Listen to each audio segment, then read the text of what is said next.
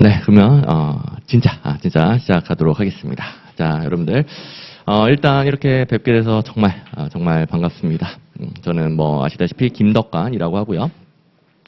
자, 우리 마무리 특강으로서 제가 마지막에 여러분들 적중 최대한 많이 시켜서 여러분들이 오늘 몇 시간 투자한, 그리고 여러분 뭐 나름대로 복습 어느 정도 해서 뭐 몇 시간 정도만 투자해서 이번 시험에서 정말 쥐어짜낼 수 있는 점수를 다 쥐어짜내서 내가 행정학에서 조금 아쉬웠는데 그 부분을 딱 극복하고 뭐 70점, 80점 맞게 하든가, 아니면 뭐 일단 꽈락이 나오면 안 되는데 행정학을 너무 못해서 꽈락이 나올 것 같아. 근데 오늘을 계기로 꽈락 나올 일이 없겠네. 실제 시험에서도 생각보다 점수가 잘 나오네. 이렇게 마지막에 여러분들 제가 해드릴 수 있는 것들을 다 드리려고 하는데, 그래도 제가 이제 행정사 강의는 여러분들 직접 만나 뵙고 또 이렇게 뭐 특강 이미 올려놓은 것도 있지만 이렇게 실강생분들과 함께 또 특강을 하는 것도 처음이니까 뭐 대부분 저에 대해서 잘 모르시는 분들도 있을 거고, 그래서 잠시만 제 소개를 드리고 시작하도록 할게요. 마무리 특강이니까 뭐 길게는 못할 것 같고, 자, 제가 이렇게 띄우는 것들은 아무래도 품질 보증서겠죠. 제 강의 교재에 대한 품질 보증서. 가장 빠르게 전달할 수 있는 자료니까. 근데 뭐 이런 양력이 저는 이게 중요하다고 생각하지는 않고, 제가 여러분들에게 얼마나 수험 적합적으로 가르쳐 줄 수 있느냐, 뭐 행정 내용에 대해서 뭐 걱정할 필요는 당연히 없다는 그런 이제 품질 보증서에다가, 그다음에 그걸 여러분들에게 전달을 해서 여러분들이 실제 시험장 가서 문제를 잘 풀어야 될 거 아니에요. 문제를. 이게 행정학 자체도 어려운데 행정학을 어느 정도 이해했다 하더라도 막상 문제를 풀려고 하니까 내가 찍는 것은 다 정답이 아니네. 막 정답 사이로 막 비껴나갑니다. 그리고 이제 우리 그 공무원 수험생들한테는 이런 개그를 못 하는데 좀 못 알아들으니까. 근데 이제 여러분들은 뭐 아마 이런 개그 뭐 비 사이로 막가 뭐 이런 개그만 익숙하시죠? 내가 찍는 것만 막 정답 사이로 막가. 참 안 됩니다. 근데 그런 부분을 제가 이제 한 10년 정도 객관식 행정학 강의를 하면서 뭐 수험생들의 어마어마한 고민들 다 계속 상담하고 가르쳐주고 또 피드백 받고 가르쳐주고 하면서 여러분들이 뭘 어려워하고 뭐가 안 되는지를 정말 잘 알고 있어요. 그래서 수험 적합성 뭐겠습니까? 내가 공부하는 족족 문제가 잘 풀리고 점수로 연결이 돼야 됩니다. 그리고 또 뭐 행정사 시험은 1차에 너무 많은 시간을 투자하면 안 되고, 그다음에 1차 뭐 90점 이상 맞아야 되는 것도 아니잖아요.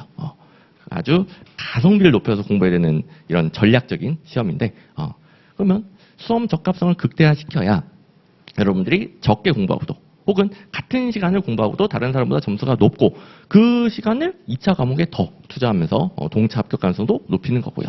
자, 그걸 위해서 저는 이제 저를 소개할 때 뭐 합격을 만드는 패러다임이다. 제가 말씀드렸듯이 전자칠판이 제가 쓰던 게 아니라서 살짝 좀 제가 왔다 갔다 할 수 있습니다. 합격을 만드는 패러다임이다. 이렇게 소개드리는 게 뭐 어떤 강의가 합격을 추구하지 않겠냐마는 제가 드리는 것들은 합격을 추구한다 수준이 아니고 어떻게든 합격하게끔 만드는 강의입니다. 여러분들이 지금 처음부터 제가 다 하나하나 책임져 줬으면 훨씬 쉽게 공부를 했을 텐데 일단 그러진 못했으니까 마지막 몇 시간이라도 제가 합격을 만들어준다. 이걸 이제 여러분들이 정말 집중하셔가지고 강의 잘 듣고 자료 잘 보면은 그냥 저절로 문제가 풀리고 시험장 가서 내가 이렇게 행정학을 잘했었나 이렇게 잘 풀게 될 겁니다. 그래서 오늘 아주 중요한 시간이 되겠고요. 그다음에 자, 이제 공무원 쪽에서 객관식 행정학 강의를 한 10년 정도 했는데 자, 이것만 말씀드리고 바로 넘어갈게요. 정말 공무원 쪽은 이 학원 강사 간 경쟁이 어마어마하게 치열합니다. 그래서 진짜 저도 수명과 영혼을 갈아 넣어가지고 진짜 뭐 처음에는 제 강의 누가 듣겠습니까? 아무도 안 들었어요. 근데 정말 수명과 영혼을 갈아 넣어서 강의 교재를 업그레이드.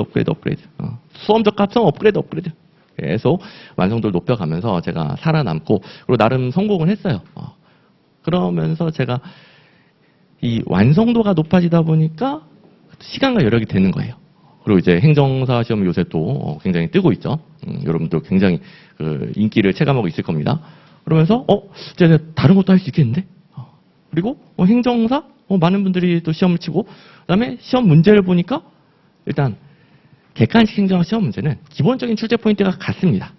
근데 행정사는 양을 훨씬 줄여야 되겠지만 기본적으로 출제 포인트 같아요. 이거 그냥 제 모든 것들을 다 쏟아 부어가지고 금방 여러분들 행정 공부를 편하게 만들어줄 수 있겠다 싶어가지고 이렇게 하게 됐는데 정말 제가 치열하게 경쟁에 살아남으면서 만들어왔던 강의 교재를 또 여러분들 합격 전략 행정사 시험에 또 시험 문제 그 범위에 철저하게 맞춰가지고 다 드릴 것이고 그다음에 이제 마무리 특강이니까 이제 무조건 적중 예상 문제 이렇게 들고 왔잖아요. 여기서 이번 시험에서 정말 어마어마하게 출제가 될 겁니다. 여러분들은 시험 직전에 본 것들은 시험장에 생각이 잘 나다 보니까 또 자기가 좀 이해가 부족하다 하더라도 어찌어찌 문제를 풀게 될 거예요. 어쨌든 잘 들어주셔야 되겠습니다. 자, 하여간 여태까지 제가 너무너무 고생했던 것들 이제 여러분들은 흡수만 잘하시면 되겠는데 자, 마무리 특강이니까 제 얘기를 더 하고 싶어도 이제 여러분들의 아까운 시간 공부에 집중해야 되니까 이제 문제로 넘어가도록 하겠습니다. 제가 모의고사 문제를 풀 시간은 못 드렸는데 지금 드린 모의고사랑 그다음 해설 그리고 압축 정리 자료들은 그냥 그 자체로 마지막 요약서로 보시면 됩니다. 그리고 문제만으로 제가 중요한 출제 포인트 다 넣어줄 수가 없기 때문에 압축 정리가 있는 거거든요. 그래서 문제로 제가 선지들로 만들어 놓은 부분은 진짜 거의 똑같이 나올 정도로 굉장히 중요하다. 그다음에 압축 정리로 추가로 드린 것들은 이걸 공부한 김에 그냥 거의 공짜로 챙길 수 있거든요. 아주 약간의 노력만 들이면 공짜로 챙길 수 있고 그것도 나름 출제 가능성이 높은 내용들이에요. 그래서 자 문제 그다음에 압축 정리해서 마지막 요약서로 활용을 합니다. 그다음에 항상 문제 형태로 공부를 하는 게 좋아요. 그래야 시험장 가서 이게 바뀌어 있네. 이게 틀렸는데 이원론에서는 결정 기능이 아니라 집행 기능이네. 이런 출제 포인트를 알게 되고 이 부분을 바꿔내는구나. 뭐랑 바꿔내는지에 집중하고 압축 정리를 볼 때도 얘랑 바꿔낸다고 거기에 집중해서 보고 시험장 가서도 바뀐 것들이 훨씬 잘 보이는 겁니다. 자, 제가 이제 처음부터 여러분들을 지도해주지 못했기 때문에 내용 이해와 관련된 부분은 아쉬울 수 있겠지만 적어도 시험장 가서 문제를 잘 풀려면은 출제 포인트를 알고 가야 돼요.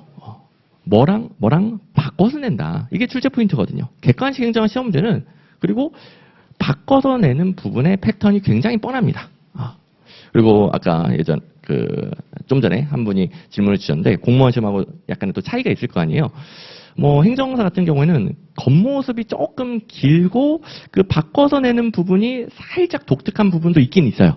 공무원 시험은 워낙 기출문제도 많고 역사가 오래되다 보니까 패턴이 정말 정형화되어 있는데 행정사 시험도 대부분은 그렇습니다. 걱정할 필요 없는데 그래도 행정사 시험 특유의 공무원 시험에서는 이런 부분 안 바꿔내긴 하는데 여기 내는 부분 있네. 그런 부분도 있긴 있어요. 그런 것까지도 제가 다 반영을 해놨습니다. 자, 제가 행정사 시험을 처음 분석한 게 아니고 객관식 행정 시험 공무원 시험을 대비를 시키려면은 행정사 문제도 다 같이 분석을 해서 대비를 시켜야 돼요. 공무원 시험은 아시다시피 90점을 넘어야 되니까.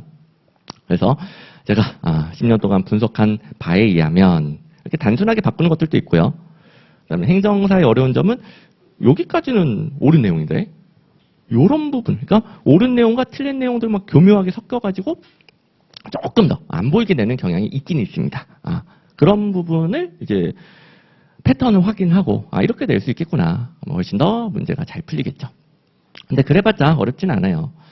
자, 일단 정체행정 2원론, 1원론 몸풀기 문제예요. 꾸준히 출제되고요. 이거는 지금 40문제 중에서는 가장 안 중요한 문제라고 보시면 됩니다. 그러니까 처음이고 여러분들 몸풀기용으로 그다음에 공부 방법 등등 시험에 대해 설명하는 용도인데요. 그래도 나오긴 나오니까 중요한 내용들을 체크해 보시면 행정학은 왜 이렇게 학자들이 많은 거야? 다 안 해도 됩니다. 학자 절대 부담 가질 필요 없어요. 맨날 내는 학자면 돼요. 내는 학자. 정치행정 2원론의 학자, 정치행정 1원론의 학자는 잘 내요. 윌슨 2원론, 디모카 FB 1원론 바꿔서 잘 내요. 이런 것들만 마지막 마무리로 한 번이라도 더 보면 되는 거 아니겠습니까? 자, 한 번이라도 더 보면 되는 겁니다. 그렇죠?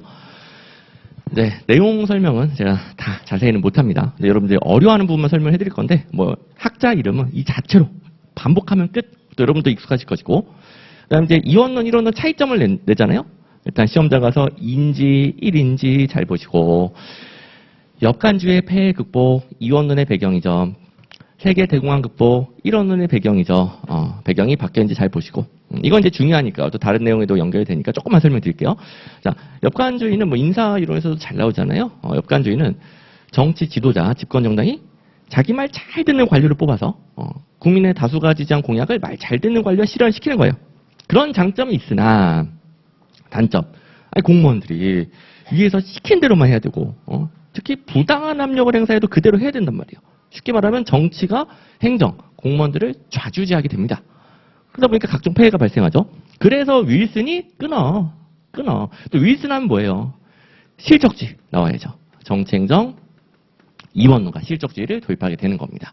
실적주의, 이제 정치에서 공무원을 뽑는 게 아니죠. 시험 쳐서 객관적인 기준을 검증해서 뽑게 되는 거죠. 그러니까 정치 행정 끄는 이유는 역간주의의 폐해를 극복하기 위한 것이다. 이런 것들 이제 계속 다른 부분에도 중요하고, 그다음에 자연스럽게 그래서 윌슨이 이원론이구나, 끊었구나 연결이 되는 겁니다. 자, 그렇다면 이제 3번을 먼저 보시면 정치와 행정을 엄격히 구분한다. 여기를 뭐 이원론이 정치와 행정을 통합한다, 땡 이렇게 되는 건 너무 쉽죠. 근데 이제 구분한다까지는 쉬운데 구분하고 행정의 기능으로 무엇을 강조했을까? 여기까지 출제를 합니다. 그랬을 때 순간적으로 놓칠 수가 있어요. 여기까지 옳거든요.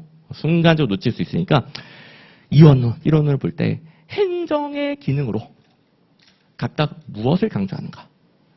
정치행정 이원론은 집행기능을 강조하더라. 집행기능. 정치적 영역에서 국민의 대표들, 정치 지도자는 결정을 하라는 거예요. 정책을 결정하면 행정은 능률성, 전문성을 바탕으로 능률적으로 집행을 하겠다.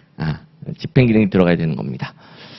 자, 그리고 지금 화면에는 틀린 부분이 연두색으로 되어 있다는 거 눈치를 채셨을 것이고, 우리 자료에는 암기용 해설이 따로 있어요. 자료 보시면은 뭐 제가 객관식 행정학 시험에서 많은 수험생들이 좋아했던 이유가 이 암기용 해설입니다. 그냥 떠먹여주는 해설이라 보시면 돼요. 객관식 행정학은 출제 포인트가 딱딱 정해져 있고요. 어디가 틀렸는지 이걸 이제 미리 잘 파악하고 시험장에서 그걸 찾으면 되는데, 그걸 이제 가장 공부하기 편하게 만들어 놓은 해설이 암기용 해설입니다. 그래서 여러분도 시간 없으면 이해용 해설 뭐 다 못 보시면은 암기용 해설 위주로 보시고, 어디가 틀렸는지 취소선이 그어져 있어요. 취소선. 빨간 글씨의 취소선. 이제 간략하게 어떤 부분이 핵심인지, 어떻게 바꿔야 되는지 해설이 달려 있을 겁니다. 됐죠. 그러면 이 자리에는 암기용 해설 보완이 집행기능이 들어가야 되는구나. 집행기능. 자, 그 다음에 이제 2번으로 다시 가보시면, 이론론은 세계 대공황을 극복하기에 등장했다. 이론론 세계 대공황 극복. 이것도 워낙 중요하니까 간략히만 설명드릴게요. 이런 경제 위기 극복에 대한 전문성은 정치인들에게는 부족합니다. 그런데 행정은 이런 여러분들도 이제 행정학 공부하듯이, 또 공무원들도 행정학 공부하듯이 이런 어마어마한 전문성을 갖추고 있단 말이에요. 그래서 행정에서 경제 위기 극복을 위한 정책 결정 기능까지도 하게 되죠. 정치 행정은 이론론의 배경이 되는 거죠. 세계 대공황. 경제 위기예요. 경제 위기. 공무원, 행정이 더 경제위기 극복에 대한 전문성을 가지고 있습니다. 그래서 4번 가보시면 정치와 행정을 불가분의 관계다. 이게 분리할 수 없다는 소리가 되겠죠? 불가분의 관계로 보면서, 자, 이번에는 행정이 정치적 역할까지 한대요. 이 자리, 그러니까 요 행정의 기능으로서 집행 기능은 당연하고 정치적 기능, 결정 기능까지도 한다는 게 들어가야 되는 거예요. 근데 절약과 능률은 집행할 때 가장 효율적으로 집행한다. 그 내용이죠. 또 이건 뭐 기출문제도 워낙 자주 나오는 내용이니까 행정사 기출에도 나왔고 여러분들 익숙할 겁니다. 그래서 절약과 능률을 행정의 최고 가치로 추구하는 건 정치행정 이원론이죠. 자, 그다음에 이제 윌슨의 정치행정 이원론, 5번의 전통적 관료제, 베버의 전통적 관료제, 테일러의 과학적 관리론, 귤리거 어익 등의 행정 관리론, 다 이원론 계열이죠. 이런 것들도 잘 나오니까 한 방에 제가 정리를 해놨습니다. 자, 이게 몸풀기 문제를 한번 해봤는데 계속 이런 식으로 강의를 하면 오늘 안 끝나겠죠. 다 이렇게 할 수는 없고 이제 중요한 내용 위주로 자세한 설명, 중요한 내용 위주로 갈 겁니다. 자, 그리고 요거 이제 여러분들이 잘하니까 일일이 설명은 안 드릴 텐데, 요게 이제 이원론, 이론론 구분시키는 문제의 핵심입니다. 핵심. 제일 잘 나옵니다. 그래서 아까 말했듯이 이원론 그냥 단순히 정치행정 분리했다 수준이 아니라 행정의 기능으로 자 분리하면서 행정의 기능으로 집행 기능을 국한했다는 소리고 집행이니까 절약과 능률, 효율성이죠. 이렇게 연결해서 공부할 수 있게 만들어져 있으니까 이건 뭐 잘하겠지만 다른 부분에서 좀 부족한 부분이 있으면은 이게 다 논리적으로 연결되어 있는 거니까 이렇게 공부하면 훨씬 잘 외워지겠구나 이제 파악하고 공부하시면 됩니다. 자 그리고 그 일원론에서도 뭐 통합 이건 뭐 너무 쉬우니까 근데 여기서 이제 행정이 집행 기능하는 건 당연한 거예요. 근데 강조한 기능이 뭐냐? 강조한 기능이 뭐냐? 정책 기능, 결정 기능이다. 그래서 행정이 집행 기능 안 한다는 건 당연히 아니겠죠. 근데 강조한 기능. 그러니까 행정학 같은 경우는 이렇게 막 어떻게 표현하느냐에 따라서 말이 좀 바뀌고 그런 부분이 어렵게 느껴질 수 있는데 시험 문제로 내는 건 정해져 있는 거예요. 시험 문제로 내는 거. 그래서 시험 문제에서는 강조하는 기능을 내는 것이지 이건 이론론에서 집행 기능도 하진 않나요? 뭐 그렇게 고민에 빠질 필요가 없는 거죠. 오케이. 자 그러면 이제 방향성도 어느 정도 잡았을 테니까 이제 점점 아주 중요한 문제들 넘어가 보도록 하겠습니다. 자 과학적 관론과 인간관계론 2번입니다. 과학적 관리론, 인간관계론 정말 잘 나옵니다. 뭐 모든 객관식 행정학 시험에서 어마어마하게 잘 나와요. 뭐 행정사도 마찬가지. 자 여기도 이제 학자 이름을 보긴 봐야 되는데 아까 윌슨, 디목, 애플비 정도는 아니지만 그래도 가끔씩 바꿔오네요. 근데 뭐 귀찮으니까 테일러, 과학적 관리론, 시간과 동작에 관한 연구, 메이어의 인간관계론, 호선 실험, 테가시, 메이노 이 정도로 입에 익혀두시면 금방 문제 풀립니다. 테일러의 과학적 관리론, 메이어의 인간관계론. 그다음에 대표 연구 이걸 더 잘 내요. 대표 연구. 테일러의 과학적 관리론, 시간과 동작에 관한 연구, 메이어의 인간관계론, 호선 실험. 마치 요약서처럼 공부할 수 있게 만들어놨죠. 테가시, 메이노. 두 문자들은 아직 여러분들이 익숙하지 않을 수가 있으니까 그냥 바로바로 따라할 수 있는 것들만 가르쳐 드릴 겁니다. 자, 그리고 내용. 과학적 관리론 하면 행정학은 이름에 거의 다 힌트가 있죠. 이게 과학적으로 분석해본 가장 최선의 관리 방법이야. 그래서 유일 최선의 방법을 강조합니다. 자, 내용 설명은 다 못하겠지만 유일 최선의 방법이 과학적 관리론이 제시하는 과학적 분석을 거친 가장 생산성을 높이는 방법이다. 자, 그렇다면 이게 최고의 방법이거든? 공식화시켜. 구성원들은 그대로 따라서 능률적으로 집행만 하면 된다는 거예요. 그대로 따라서. 그러니까 이 과학적 관리론은 조직 구성원들을 마치 기계 부품처럼 보는 거죠. 그에 비해 인간관계로 자 그리고 인간끼리의 관계, 뭐 이름에 다 힌트가 있죠. 아니 뭐 인간이 기계 부품도 아니고 구성원들 간의 관계도 있는데 무조건 그대로 따르지 않는다. 구성원들끼리 만드는 사회적 규범, 비공적인 집단의 역할이 더 중요하다는 소리죠. 뭐 바꿔가지고 어마어마하게 잘 냅니다. 자 그리고 생산성 향상에 있어도 작업 환경과 물리적 조건 다 연결이 돼요. 과학적 관리, 시간과 동작에 관한 연구 이런 것들이 작업 환경과 물리적 조건 아니겠습니까? 과학적 관리 내용이 되겠고 그다음에 인간관계는 조직 구성원들의 사회 심적 요인을 중시한다. 사회 심적 요인 이름만 봐도 인간관계에서 사회적 요인, 심리적 요인이 연결이 되겠죠. 자세한 논리는 생략하겠지만 이런 부분은 여러분들이 그래도 잘하고 있을 것이고 금방금방 마지막까지도 익히게 될 겁니다. 자, 정답은 3번이 되겠고요. 자, 됐고. 그 다음에 이제, 인간관에서, 과학적 관리론은, 인간을 기계 부품처럼 보는데, 뭐, 사람이 바보도 아니고, 무조건 하진 않을 거 아니에요? 어떻게 하면 동기부여하느냐? 어떻게 일하게 만드느냐? 돈 주면 한다. 과학적 관리론은 합리적 인간관이라고 하죠. 돈 주면 한다. 그렇다면, 인간관계론은, 아니, 사람이 돈만 준다고 무조건 그대로 따르는 게 아니지. 할 맛이 나야 하는 거 아니겠습니까? 그래서 사회 심리적 욕구를 충족시켜줘야 된다. 이런 부분도 바꿔 잘 내고요. 그 다음에 이제 주의사항이 마지막 5번이 되겠습니다. 주의사항. 이건 많이는 안 내는데, 행정사 시험에도 꾸준히 등장하고 있어요. 아직 출제 포인트로까지는 안 내는데, 그래도 계속 등장하고 있는 거니까. 주의사항. 과학적 관리론, 인간관계론, 생산성 향상 방법은 달랐죠. 그죠? 방법이 다르잖아요?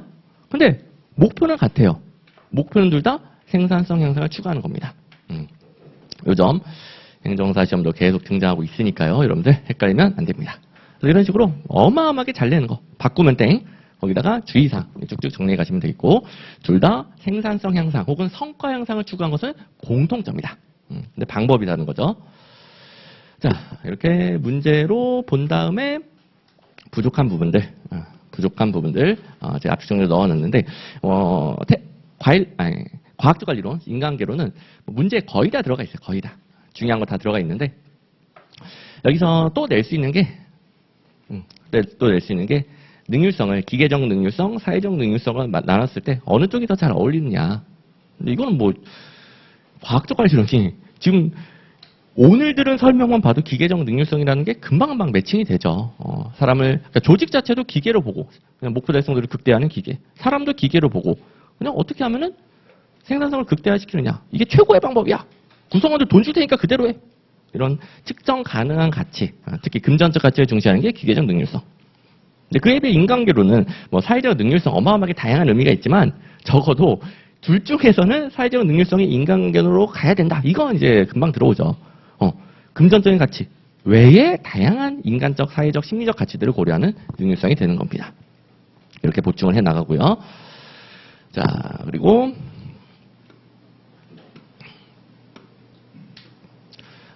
그다음에 요게 이제 공통점이죠.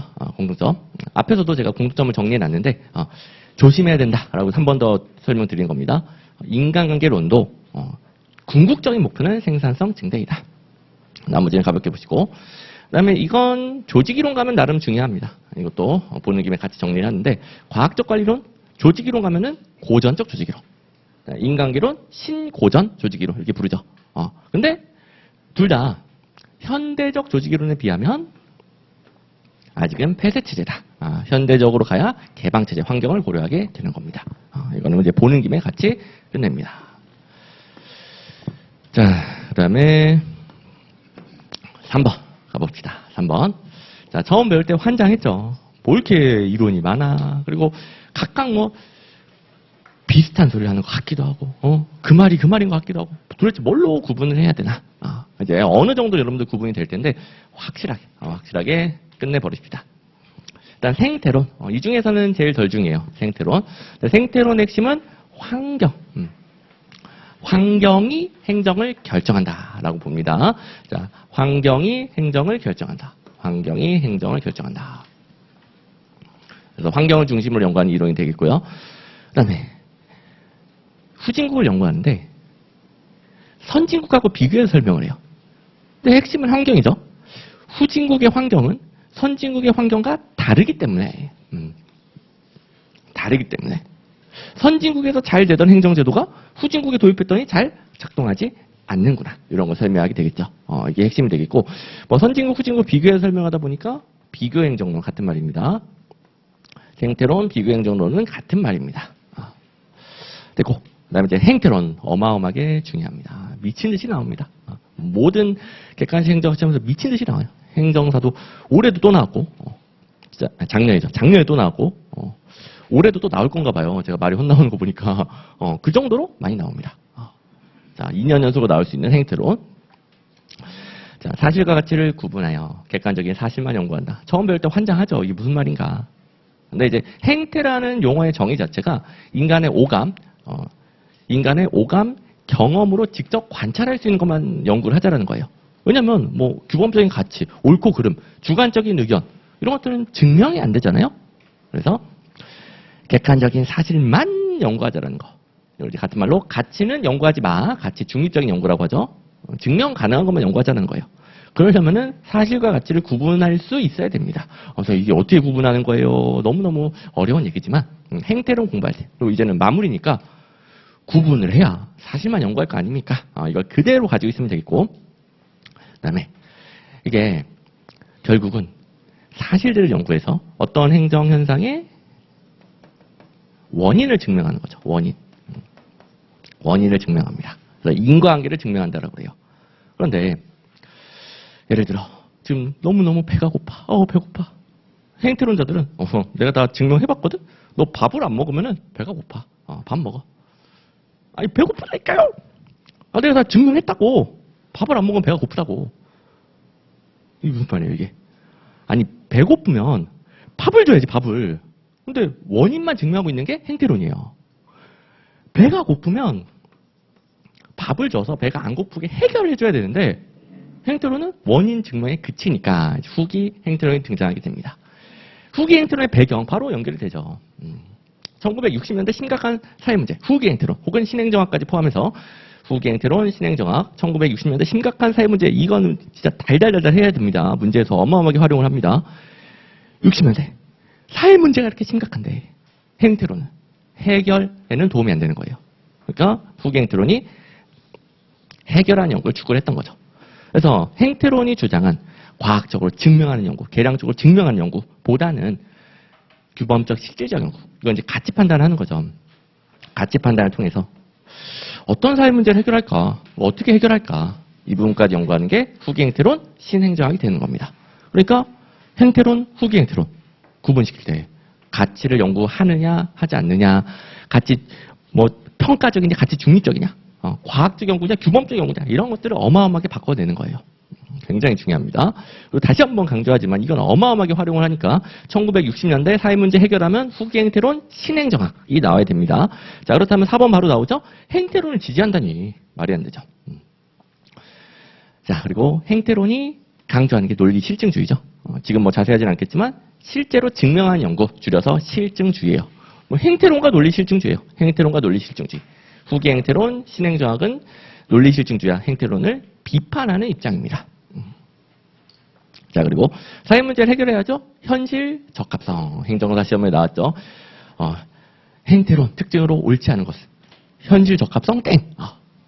현실 적합성은 후기 행태론, 신행정학, 후기 행태론. 이렇게 적실성 있는 처방. 이런 것들이 다 사회 문제 해결을 위한 현실 적합적인 처방. 적실성 있는 처방. 이런 용어가 되는 거죠. 자, 그 다음에 뭐 신행정론, 후기 행태론의 한 분파이기 때문에 기본적인 내용 같습니다. 출제 포인트도 기본적인 건 같아요. 신행정학에서도 이렇게 행태론 내용 나오면 땡 하시면 되는 거예요. 행태론 땡. 근데 이제 추가적인 출제 포인트가 있는데 신행정학은 제가 뭐 5가지를 드려요. 근데 이거는 뭐 두 문제가 익숙지 않을 수 있으니까 제가 비형 참고행 이렇게 드리는데 비자는 비계서적, 비계층제적 조직. 그다음에 형자가 사회적 형평성이거든요. 사회적 형평성. 그 중에서 제일 잘 내는 게 사회적 형평성이에요. 여기다가 효율성 이런 거 넣어서 땡 이렇게 잘 만듭니다. 그래서 신행정학하면 사회적 형평성은 꼭 챙겨두시기 바랍니다. 참고로 참여와 분권화, 고객 지향성, 적극적 행동주의인데 너무 받아 적으려고 하지 마시고 이런 개념들은 다 뭐냐면 행정의 민주성을 강조하는 거예요. 그 중에서 사회적 형평성 제일 강조했다. 자, 그다음 이제 공공선택론. 공공선택론 역시 잘 나오는 중요한 이론이고 뭐 현대행정에 지대한 영향을 미친 신공관리론의 배경이죠. 잘 내는데 제일 잘 내는 건 이거예요. 관료도 똑같이 합리적 경쟁이다. 그리고 경제학의 연구 방법은 개체주의죠. 개인으로 설명한다. 그리고 모든 인간이 이기적이야 이렇게 대전제 조건으로 시작하는 연역적 접근. 이거 제일 잘 냅니다. 이게 다 경제학의 분석 도구인데 자, 경제학은 다른 학문과 달리 이 3가지 가정한다라는 게 제일 독특하고요. 그래서 이 가정을 엄청나게 잘 내요.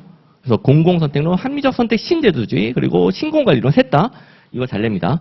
합리적 경쟁, 방법론적 개체주의, 연역적 접근. 자, 뭐 인간은 이타적이다 땡, 방법론적 전체주의 땡, 귀납적 접근 땡 이렇게 풀면 돼요. 되고 그다음에 자세한 내용은 어차피 뒤에 또 나옵니다. 공공 부분에도 시장의 원리를 적용하려고 하죠. 어쨌든 문제에서는 이 정도 뽑아보고 보충해야 될 것들 같이 볼 건데요. 전자칠판이 적응이 될랑 말랑. 자, 대부분 문제 있겠고요. 그다음에 추가적으로 학문적 성격, 행태로는 원인을 증명한다고 했어요. 원인. 행태로는 원인을 증명한다고 그랬죠. 원인. X면 Y다. 이 인과관계, 원인을 증명하는 것을 과학성을 추구하는 연구라고 그래요. 과학성. 그래서 행태론, 과학성. 그다음에 후기 행태론 같은 경우에는 어떤 현상에 문제가 있으면 해결하는 거예요. 더 나은 상태로 바꿔주는 거예요. 이건 기술성을 추구한다고 하죠. 기술성. 그래서 두 이론에서 과학성, 기술성 바꿔서 땡 이런 패턴도 나옵니다. 그다음에 자, 앞에서 배운 정체행정 2원론, 정체행정 1원론하고 행태론, 후계 행태론은 전혀 다른 이론이에요. 전혀 다른 이론인데 2원론과 1원론 중에서 어떤 관점이냐 이건 평가를 하고 시험에 냅니다. 행태론이 2원론적 관점, 후계 행태론이 1원론적 관점. 아무튼 이제 똑같은 이론은 아니고 어느 관점에 가깝냐 가끔 내더라. 그다음에 여기는 학자 이름은 그렇게 중요하진 않습니다. 행태론은 뭐 사이먼 지겹죠. 시험 문제 워낙 많이 나오니까 사이먼 지겹고, 후계 행태론은 왈도 정도 알아둡니다. 왈도, 후계 행태론 왈도가 실행정학이에요. 왈도가 실행정학. 나머지는 참고만 합니다. 왈도.